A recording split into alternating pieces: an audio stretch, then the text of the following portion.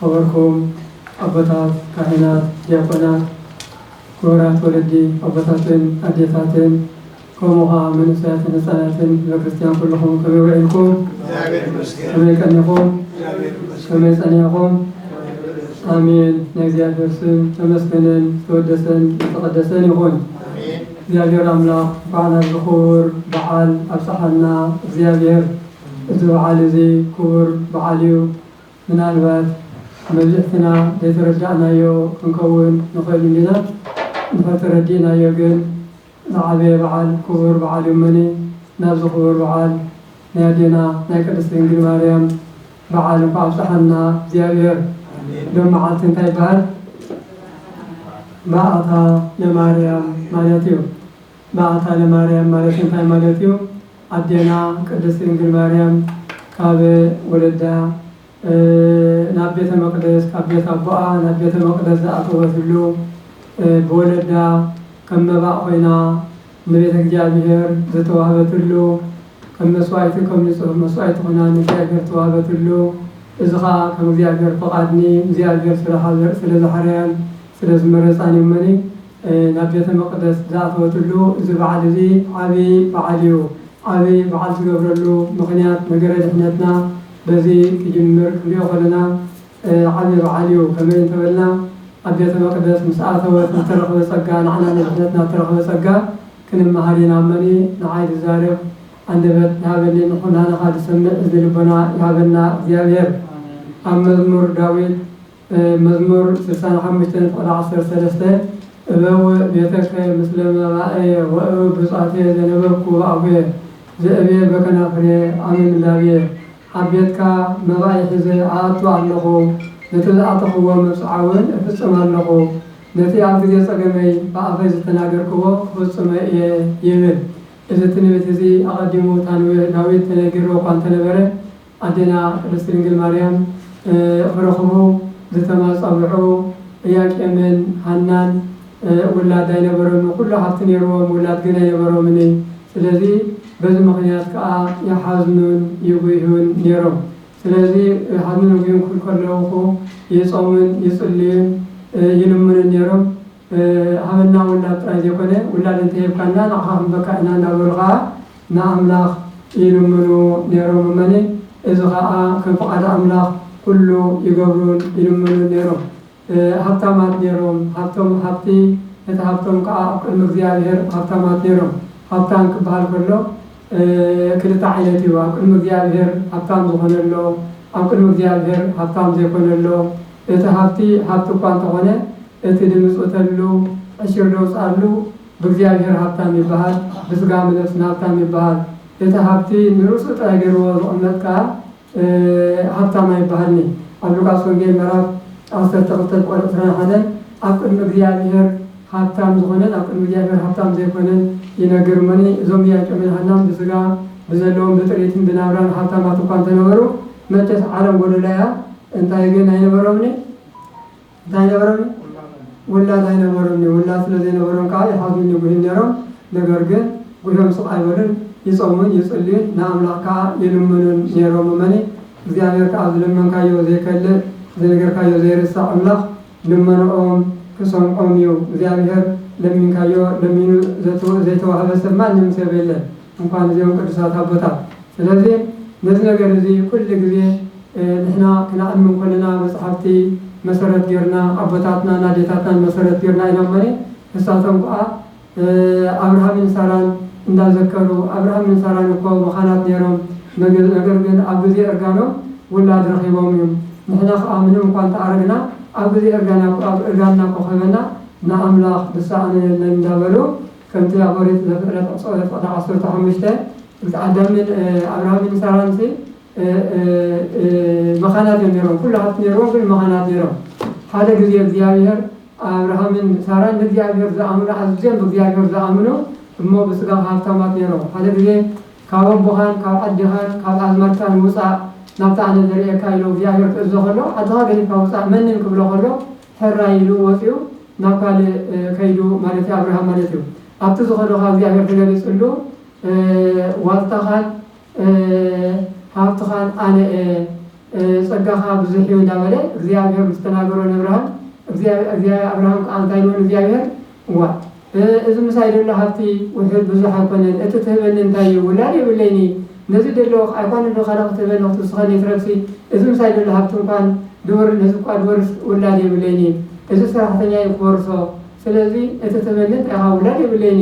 ምሰሎ ውላድ ሰራሕተኛኻ ኣይወርሰካን እዩ ካብኻ ዝተወልደ እዩ ሃብትኻ ዝወርሶ ምሰሎ በዛ ቃል እዚኣ አብርሃምን ሳራን አሚኖም እግዚአብሔር ይጽበይዎ ነሮም ስጋ አርጋኖም ይጽበይዎ ነሮም በጨረሻኻ ንመን ሂብዎም ንይስሐቅ ሂብዎም ስለዚህ ከም በዓል ሃና ውላድ ተየኳና እግዚአብሔር ክንወይና ነው ግን አይተማባጽዑን ውላድ መካና ስለዝበሮም ተስፋ እንዳተጸበዩ ውላዶም ካረኺቦም ስለዚህ ሃናን እያጨምንኻ ንአብርሃምን ንሳራን እኮ ኣብ ጊዜ እርጋኖም ለሚኖም ሰሚዕዎም ኣብ ጊዜ እርጋኖም ንይስሐቅ ሂቦም ንዓለኻ ክበና እንዳበሉ ይጽበዩ ነሮም ይጾሙ ይጸልዩ ነሮም ይልምኑ ነሮም ልመኖም ሰሚዕኻ ከም እንፈልጦ ነሐሴ 7 ተጸኒሳ ግንቦት 1 ተወሊዳ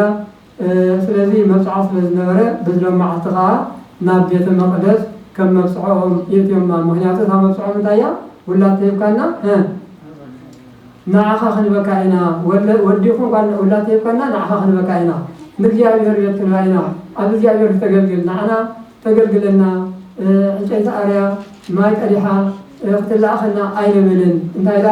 ንዓኻ ክትገልግል ንዓኻ ክንባ ኢና እንዳበሉ መብፅዓ ተመባፅዑ እመኔ እግዚአብሔር ከዓ መብፅዖም ስለተቐበለሎም መብፅዓ ክቡር ስለዝኾነ መብፅዓ ምስ እግዚአብሔር ውዕል ስለዝኾነ ምስ እግዚአብሔር ተዛረረብካዮ ከዓ ክጠለም ስለዘይግባእ በዝሎም መዓልቲ ከም ትቕድም ዘለናዮ መባኢ ሕጀን ኣብ ገዛኻ ኣትልኹ እንተባሃለ መባ ሕጆም ለምሳሌ ናብ ቤተክርስቲያን ብዙሕ ዓይነቱ መባ ስርናይ ወይኒ ካብ እንስሳት ገቢሕ ጤል ኩሉ ኣልባሳት መስቀል ኩሉ ናብ ቤተ እግዚአብሔር መባ ሒዝካ ህያብ ሒዝካ ከምዘቶ እያቄም ናህናን ካታ ሕጆም መፅኦም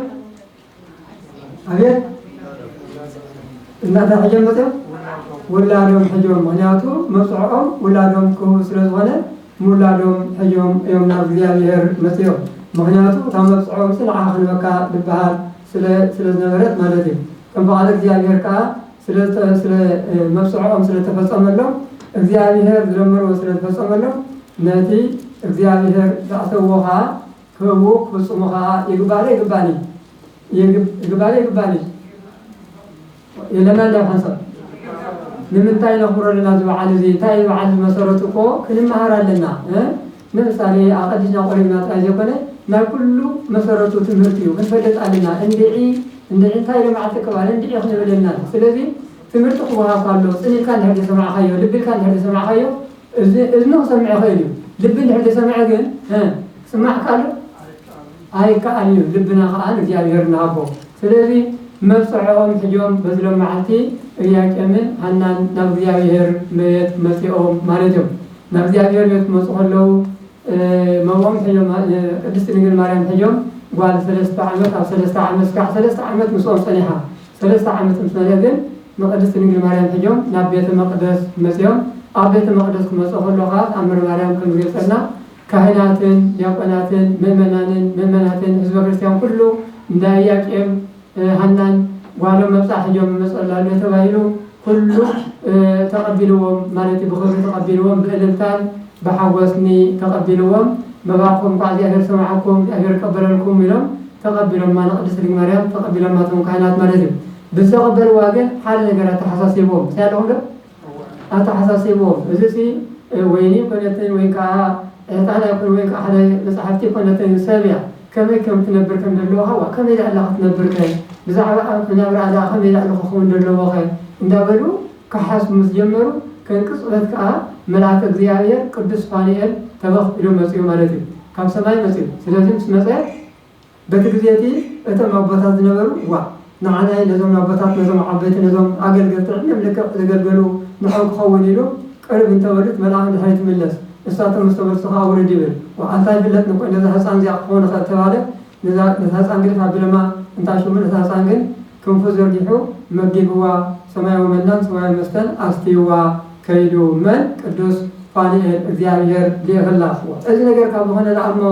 እንታይ ፀገም ኣሎ ዳእሞ እንዳመነ ንብራ ምስ ምን ትንበር ኢልና ከም ፀገም ኣብ ቤተ መቅደስ መንበሪ ኣይኹን በር نهاركم زغيت عن تاي سجمر له ملاك مسين حلو الجبا هنا أملاك لهم أبيت المقدس من صفان سهم أبيت المقدس أنا بيرما وقال في الساعة تستحسبه بين على بيت المقدس كمت ها أبغى لا هو ما خيرهم يبغى ما خيرهم كوكا يبغى ما خير الساعة بيت المقدس هذا وقال في الساعة نازل من قبل من بناديه رحيل من بس خولو أنا خولو مسكين على في الساعة هذا اللي خيره أي تخيل زيجل سبب زيابير دهنتنا بزي مسرت كم دبلو زيابير إتيس كعمل إرشاد أمك التسغيلو درحنا عمله كابس لدي جمري سلذي أبيت المقدس كذي عمل تقميضة أصلا تقطع عمل تقميضة كدوس ياليت أب أنك صبرهن كما زين يمر في بيت المقدس أصلا توقيت عمل تنازل وهم ملاك ستيتين ستيهوت وتواملين هبس سماوية أصلا تقطع عمل بيت المقدس ما أخلقين سماوي مقبل سماوي مستنداس تغير بهاي سمو كها ملاك درجة قوي ملاك لازم مرلكي هم دنبركي يلو كدوس ياليت يناجر أباليو جسنا بساعتها نسيت نسوها كوينا كمتها بوتوزر زسنا وسبت المقدس نبرت بقدسنا دابله ستيها هستمنا وستيها ستيها لبنا دابله أمس جنوا نسيت كابدنا سود نسها خانكي أبيت المقدس كم تابوت أبيت المقدس عصر تحت عمل تعميد كي سمايا منا سمايا بس ندات مجب كندابر كل رابطاتنا زيادة كم يقول سلام نقدس الإنجيل مريم أمس جنوا ما يوم مالتي سلذي قدوس فانيل بعد عصر تقطع عمت ملوك كي قارسة سرح زيادة راي تمديبو عصر تقطع عمت ملوك كي قارسة أبيت المقدس مديبوا نقدس الإنجيل مريم سماوي هستي سماوي مست مديبوا أبسماء للملع عليه أبسماء للستة كرسنا بدتنا بالملع أصل مثل أمبر أبسماء إنجيلين أبسماء كارثة سلذي كذا يوم صار نجاجر كذا يوم نجاجر متاع أفضله زيادة كذا يوم صار نسرع وين 4 عمت من ناس مجمع خيام سووا هم نتراهنا إلياس لا تبع الله خلوت أني ولا تبع الله ملاك زيادة ليه دخيمه بتي فرحات الله بتي دخام الله بتي رهاب الله أمي وبستخدمه من بستخدم كله إلياس مسيو زيادة متايلو تسيو كابتن قصة تسيو كامل كاستيلو أستيو اتمنى مجيبه هم خلينا جرنا نجس حجي كابي يمسيو زيادة ما خليه أصلها كابو يمسو زيادة زيادة سوق ما نجرا لي معنا وكا كابي يمسي كابي يمسي فكر الناس إن فوت نجري بالله السو نعوت وقول منه نجري الله سلذي والمسعى سلذهنت أما مسعى بيت مرزامي تما بيت ملاكا 10 تقطع عمت تمديوا 10 تقطع عمت مستقمته إذا 10 تقطع عمت بيت المقدس مقمطة انتهى فري ترايلنا 10 تقطع عمت 3 عمت أجوزة مصوبانا ديال 10 تقطع عمت بيت المقدس كندي تقلنا أبيت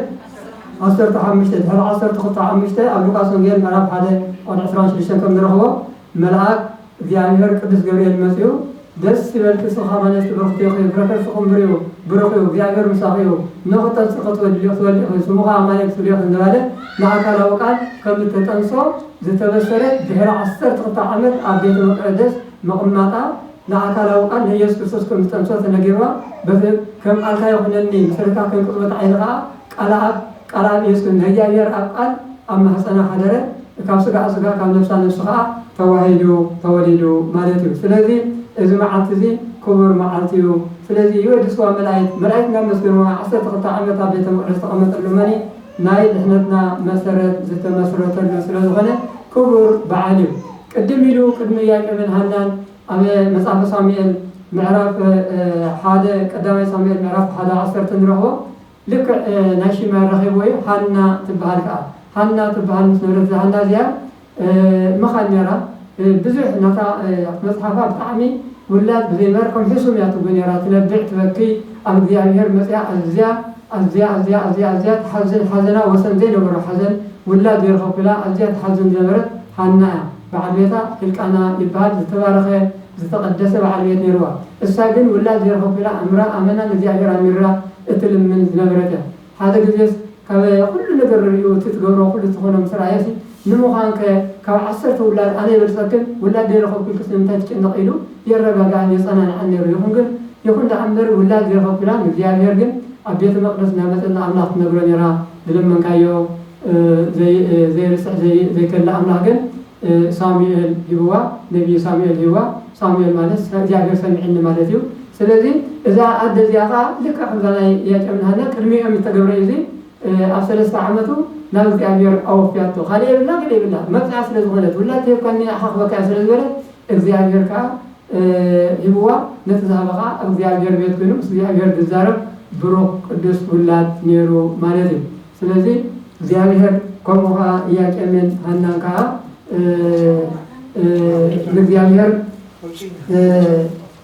እግዚአብሔር ወላዶም ጀቦም ማለት ነው እግዚአብሔር ከአ ተቀበለሎም ማለት ነው ስለዚህ ኮሙ ክንብል ከለና መብጽዓ ሕጂው ንሕና ከዓይንማ መብጽዓ ዲና ኩሉ ቆይ መብጽዓ እግዚአብሔር ያ ትገርታለ ያ በቃ ጥራዚ ሓበኒ እግዚአብሔር ካን ለምና ኩሉ ይበና እግዚአብሔር ዘመና ይኩሉ ከበና ኩሉ ንሕና ከዳአዘዘና ንገብር ዘለና እዚኦም ሰባት እዚኣቶም ዝተማጽዕዎ ፈጺሞም ንሕና ከእግዚአብሔር ዘለመና ይኩሉ ክፍጽመና ከሎ እግዚአብሔር ንሕና ዝኩሉ ዘለመና ክፍጽመና ከሎ ንሕና ፈቃዱ ፈጺምናዶ ፈቃዱ ክንፍጽም ይግባአና ማለት እዩ ማለት ከም ያቄምን ሃናን መብጽሖም እግዚአብሔር ዝሃቡ መብጽዕና እግዚአብሔር ስለዝገበረልና ንሕና እውን ክንገብረሉ ይግባእ ማለት እግዚአብሔር አምላክ ስለዝገበረልና ስለ እግዚአብሔር ንቅድስት ድንግል ማርያም ዝሃበና ኣብ ቤተ መቅደስ መጽያ 12 ዓመት ሱባኤ ኣትያ ኢየሱስ ክርስቶስ ወሊዳትና ያመኒ